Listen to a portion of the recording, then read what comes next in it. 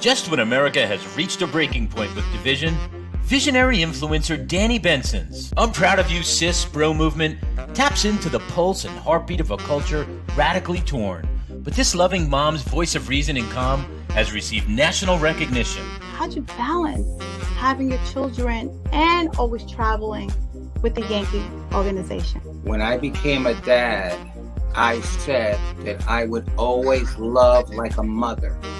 I feel like I have to hide certain things or act a different way because I know some people or some kids feel like they have to. As part of the Chapters Network, Benson brings a weekly show aired worldwide on YouTube and Facebook, and her message is creating positive change. That's Wednesday at 6 p.m. on YouTube and Facebook. And don't forget to hit that subscribe button.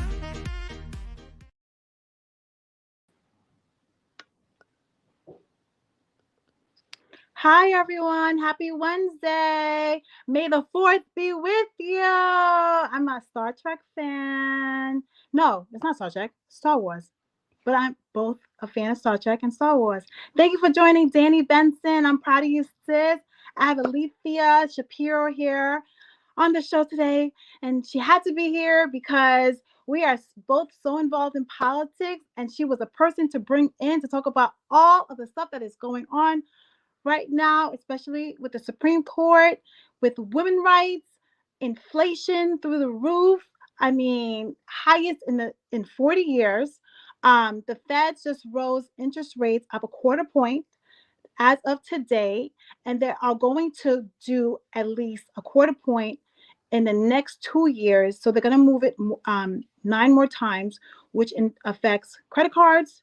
You're buying more, you're going to be spending more in getting a house because your interest rates on a house is going to be even more expensive.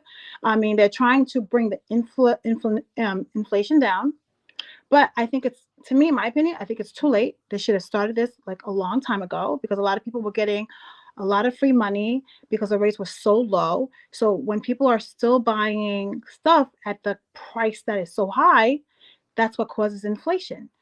But there's so much is going on. So, Alethea, let's just talk about what is going on. The Supreme Court, political.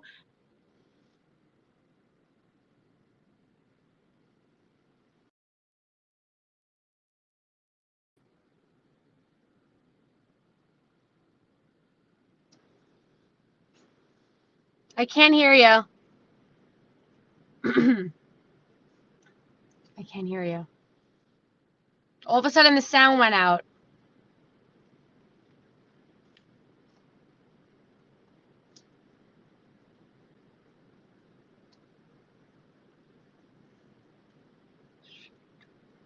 I really hope it's not this freaking. Oh my God. Is your Bluetooth on? I was listening. I heard her before. I don't know what just happened.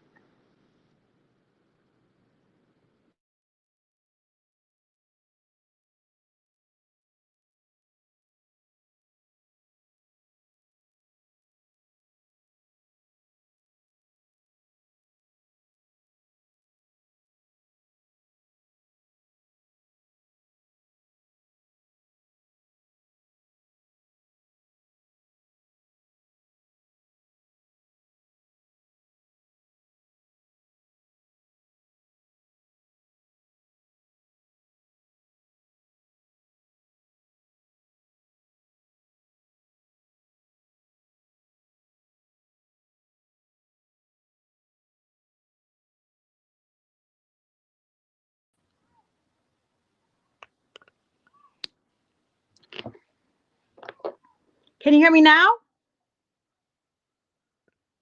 But I can't hear you though.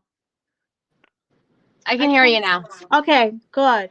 Should we Okay. just start? Should we start all over again? Yes, yes, yes. Okay, so hi, I'm Danni Benson. I'm proud of you, sis. I'm very excitable because I'm a political head. You're a political head. This is like so perfect because you just came right in time.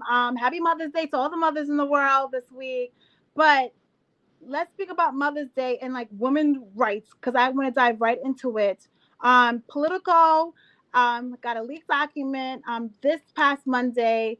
basically in a 6-3 court, which is swayed by conservative, which is Republicans, is basically going to overturn Roe versus Wade, which is basically 50 years since 1974, when the Supreme Court ruled that women has the right to choose.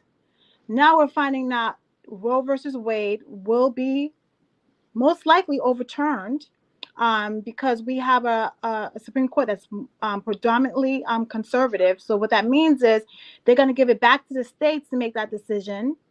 So how do you feel about that, Alethea? Hi, everyone. This is Alethea Shapiro. Hi. Thanks for having me. And this is 1 year ago we did a talk as well. So thanks for having me back a year later. And gosh, so much has changed in 1 year.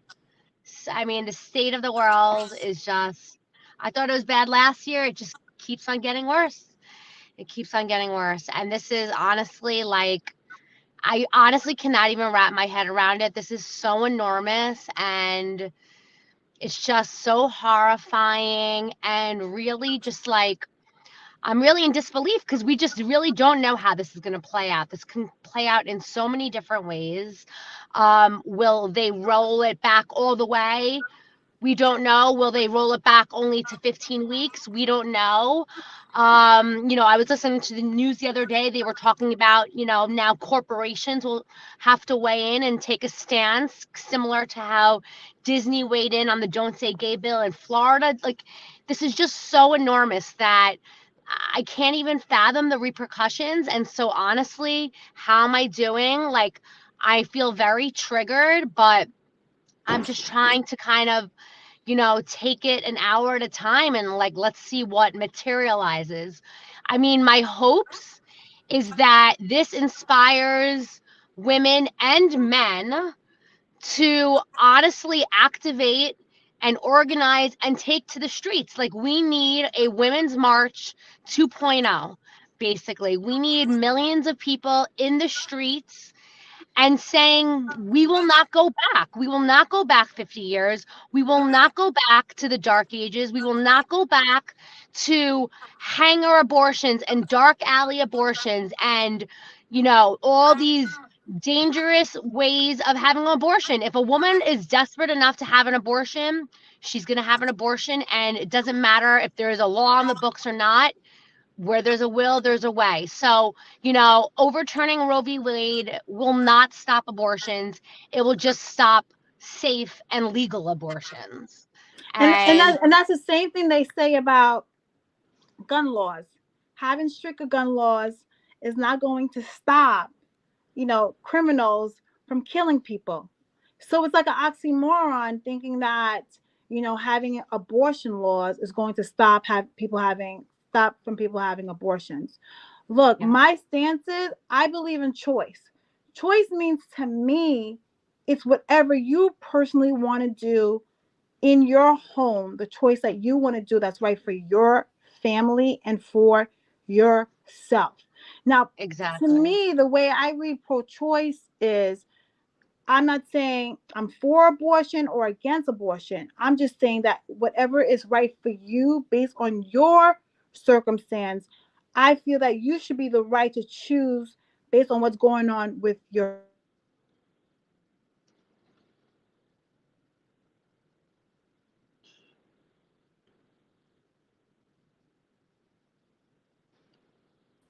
when you put restrictions on a woman's choice and then now say, if you are, pregnant, now I don't have a choice. I have to keep this, this fetus. And, yes, I get it. There's religious people who feel like, the fetus is alive. But I was taught in school that we have to separate church from state. Not everyone in this country is religious.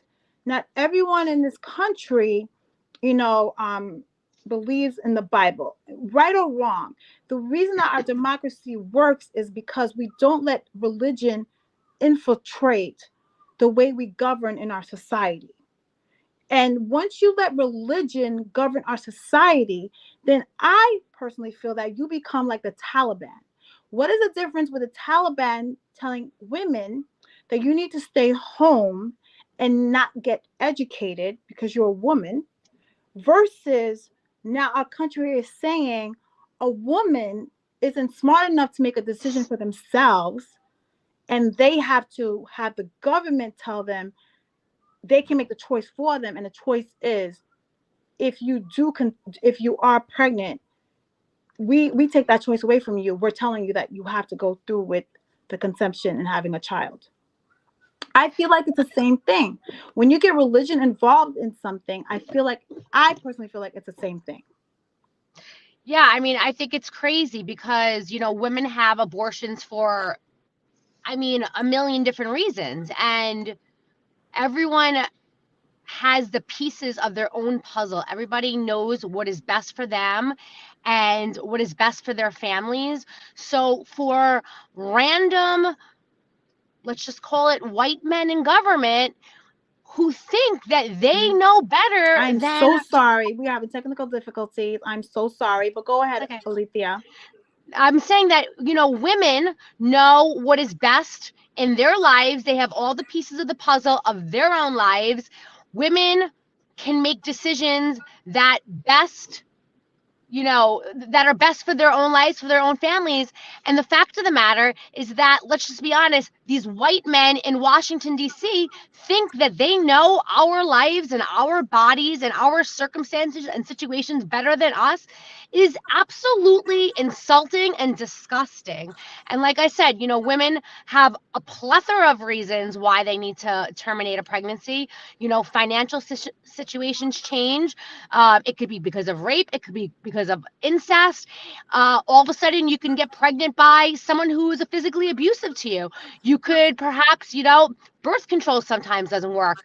And like similar in my situation, I wanted to keep my baby, but I had a fetal anomaly. So the baby that I had to terminate had something called trisomy 9. So like Down syndrome is trisomy 23. So my baby was trisomy 9. Now I had to terminate close to 17 weeks.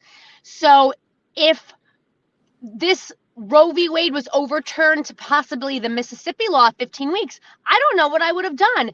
And let me just explain why I had to do it at 17 weeks. You cannot get an amniocentesis until after 16 weeks. That's why this makes no sense to me. I found out at 12 weeks that my blood work was abnormal, and you cannot get an amnio until you are after 15 or 16 weeks. And because of scheduling, it could be 15 weeks, it could be 16 weeks. You just don't know. So for me, I don't know what I would have done. Like, I was after the 16-week mark. Now, let's say you want to get a second opinion. It might take you a week or 2 weeks to get into another doctor. So, sometimes it's just not feasible to terminate as early as you want to terminate. This was a heartbreaking decision for me. It was one of the worst experiences of my life. I already had 3 children, but in the end, I was pro-life in that I picked my living children and myself. And that's what was best for my family, for us to live and to thrive as a family. And if my child was born, I don't know if she would have made it past birth or if she would have lived a life of suffering and surgeries and a horrible life. So for me, that was the best decision for me. And I went on to have my son, Skylar, who is the love of my life and who has brought me back to life after that, heartbreaking, horrible, situation I found myself in. But I don't regret it for not even a minute, because abortion is health care. 1 in 4 women will have to abort a pregnancy. That's your mother, your sister, your aunt, your cousin, your grandma, your teachers, your doctors, government officials, 1 in 4. So let's stop pretending that you don't know people who are having abortions. They're all over the place, and you probably know several of them. It's very common, and it's healthcare. So this is just absolutely horrifying that we are now trying to, bring women back to the dark ages. No, the answer is no. And we're going to fight it. We're going to take to the streets and we're not going to give up. And I really hope this really rallies people to get out and vote this November for the midterms. And this is a issue that should hopefully galvanize the youth, because this is about their future. So I hope that the teens and the youth are listening, and we'll fight back against these abortion attacks, climate, all that stuff. And I hope this will really help us turn out for the election in November, because honestly, this election is really do or die for a lot of people. Yes, it is. And my thing is this is my stance. Like, I don't judge anyone who is pro-life, but I feel that pro-life means not only in the wound, but also outside the wound. If you feel that you are pro-life, then I feel that you should care about the child once the child is also born. You should not judge anyone who has children and if they're on welfare. I hear people say, oh, why would you have 13 kids and you can't afford it? Or, you hear like once a child is born, now it's like, okay, I can't afford daycare. That's not my problem. Oh, I need time off. That's not my problem. See, if it's going to be pro-life, it has to be pro-life when a child is born too, and you have to be able to help support that child to have a good living standard. You can't just say pro-life and you don't care how the child lives once the child is born. You don't know the circumstances of how that child is going to live once a child is being born into this world. It's not fair that you just want the child to just be born, but in what circumstances do you want the child to be born? No, there's a lot of people who can't afford to have the 15th kid. So is that fair to say that, okay, but hey, you got to have the 15th kid. So, but what circumstances is that good for the child to be born in some circumstances like this? Now, if you're going for pro-life now, are we going to put more money into welfare? Are we going to put more money into childcare? Are you going to put more money into healthcare? Are you going to put more housing, money education? Are you going to put more money into those things? Because now that you're saying that, you are pro-life and you're taking the decision away from the woman.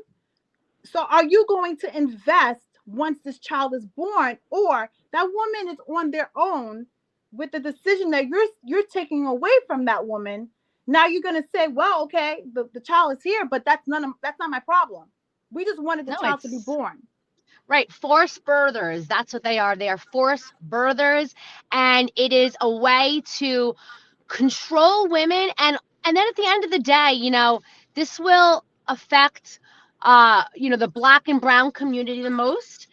A community that has also already been affected by the lack of these infrastructures, these social infrastructures, housing, healthcare, education, and all the things we just talked about. This is a marginalized community that has already been kicked down. We're going to, kick them down further. This is absolutely, it's unbelievable. And let's be honest, be honest, it's not going to affect people who have money.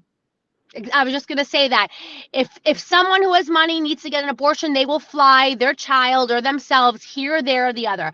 But, low income or Black and brown people or poor women, poor white women, they cannot afford to potentially cross state lines, take off work, find childcare, and then possibly find medical care after the abortion. So, a community that is already struggling, this will do like an unimaginable amount of additional damage to these communities. And you know what I thought about too is, if this is a federal thing or a state thing, then this is what's going to happen. If people are on Medicaid, the state could potentially say, we're not covering any abortions.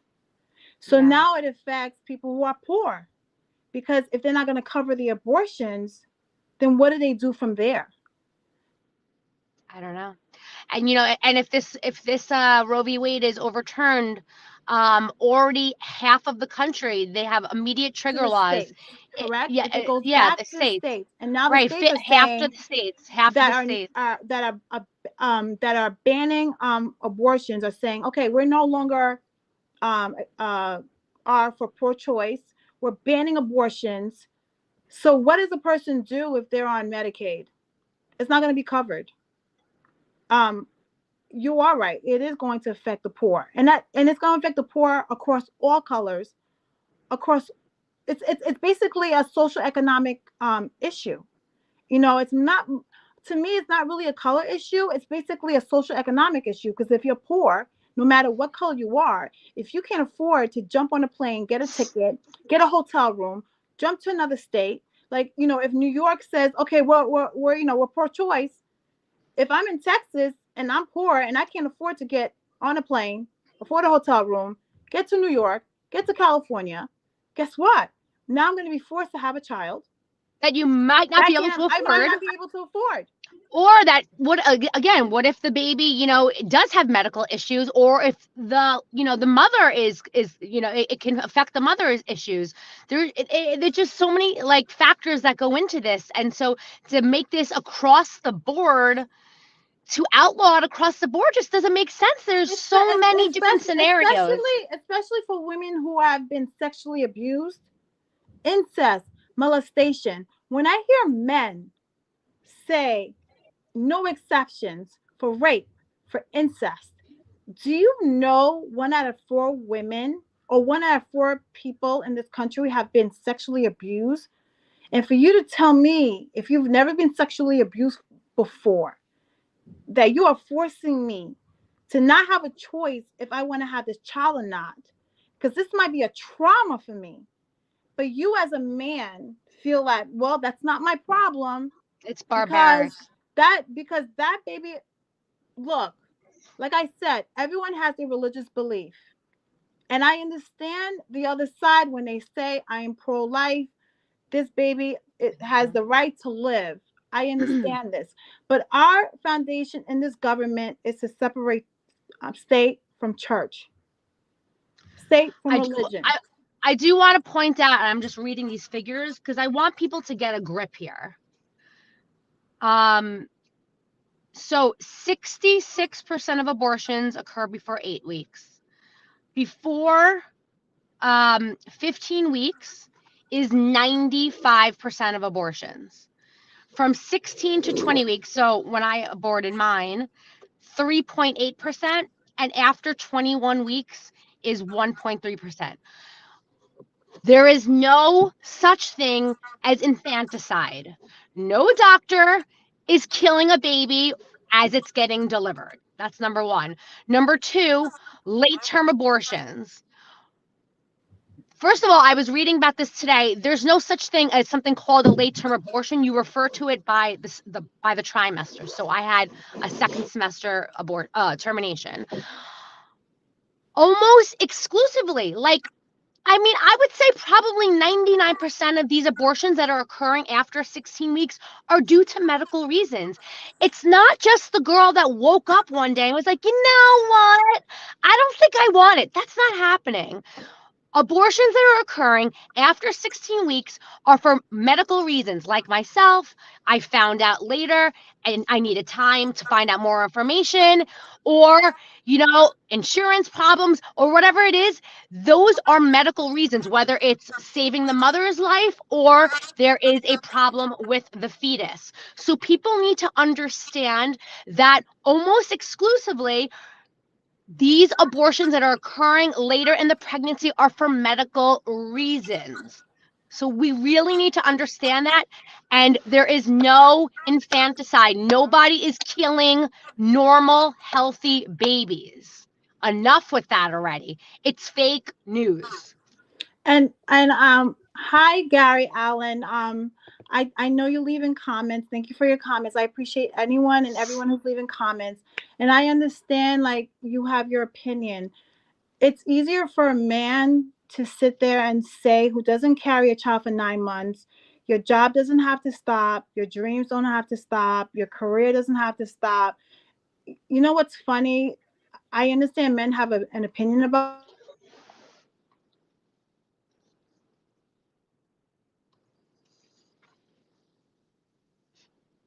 bears on the woman. See, pro-choice with the mom. So a lot of men need to understand this. When when a woman is pregnant and her choice is taken away from her, 9 times out of 10, the man does not have the responsibility, doesn't lay on the man. It lays on the woman. Men's dreams don't stop. Their careers don't stop. They keep going. They keep grinding. You know what stops? The woman has to make that choice. The woman has to make all of these choices because it majorly affects a woman. See, what happens is, for instance, if you get divorced, 9 times out of 10, the child stays with the mom and the man goes and moves on with his life. And yes, he sees a child and everything, but the responsibility bears on the mom, right? So I understand how men have opinions on this, but until you carry a child for 9 months, until you go through what we go through, and you could personally put yourself in our shoes, I do respect your opinion, but it does not drastically affect your life as much as it affects a woman's life. And also the other thing is what I don't understand is the commenter Gary, like, well, how does my life affect Gary's life? I don't understand that. Everyone has their own problems and their own beliefs. Worry about yourself. Get out of my uterus. Don't worry about me. You will never know me. You are not taking care of my child. You are not paying to take care of my child. You're not feeding, housing, educating, sending my child to college. Worry about yourself. Stop worrying about other people. This drives me insane. And also, this abortion topic, I don't like when people say it's only it's only for women to be fighting, because it takes two to tango. And so if you have to terminate a pregnancy, like for example, in my situation for medical reasons, that affects my husband's life as well. And that was very upsetting to him too. So, in the end of the day, if you know a woman, this can affect you too. It can affect a husband, a brother, an uncle, a grandfather. This does affect you because either you're raising this child you can't afford, or you have to terminate a pregnancy that you very much wanted but couldn't have for a variety of reasons. So this is an everybody issue, and everybody needs to get out there and fight for this issue, because Yeah, you don't know. Gary, we appreciate your comment. The only thing we're saying is, if we're pro-choice, we're not taking anybody's choice away from them. Meaning that if you believe in pro-life, see, pro-choice includes pro-life, and that's what people need to understand. When we say pro-choice, you can be pro-life. No one is taking that away from you. And pro-choice means you just decide what you want to do. If you're pro-life, no one is taking that choice away from you. So I appreciate. I know you said that your wife, was pregnant. So Gary, we so appreciate your opinion, because men should have the opinion also, especially if that is their child. So I completely understand that. So pro-choice does not mean that we want to kill the baby. You know what I mean? It doesn't mean that. Pro-choice just means that just give me the right, because it's my body, for me to physically make a choice for myself. Now, if That's the I'm best for yourself. pro-life, that's my choice. And then if I'm pro-choice and I choose not to, if I choose to terminate, that's also my choice. That's all we're saying. We're not saying that if you're pro-choice, then we're anti-abortion. There's a difference. It just means that I just want to have a right to choose for what's right for my family. That's all we're saying. And the other thing is, I just want to say one more thing, is that, you should never really judge someone else, because you never know what is in store in your life. I was married. I already had 3 kids. I never thought I was going to need an abortion. What? What do you mean? And not until I found myself in this position and I was faced with this heartbreaking choice is when I had to, you know, to do something I never thought I would have to do. So you just never know, and you never know how you're going to feel until you're faced in a situation where only you have the pieces to make the decision. So do not, you know, judge others, because you do not know where your life will take you, Well, or your family members or your children. You are so right. So thank you, Alethea Shapiro, for coming on. I'm proud of you, sis. And I want to say thank you so much for all the comments. Thank you, Gary, for your comment. This is going to be an interesting next couple of weeks in America. So all comments are welcome. Thank you so much for joining, and see you next week. Bye. See you in the streets. See you in the streets. Bye.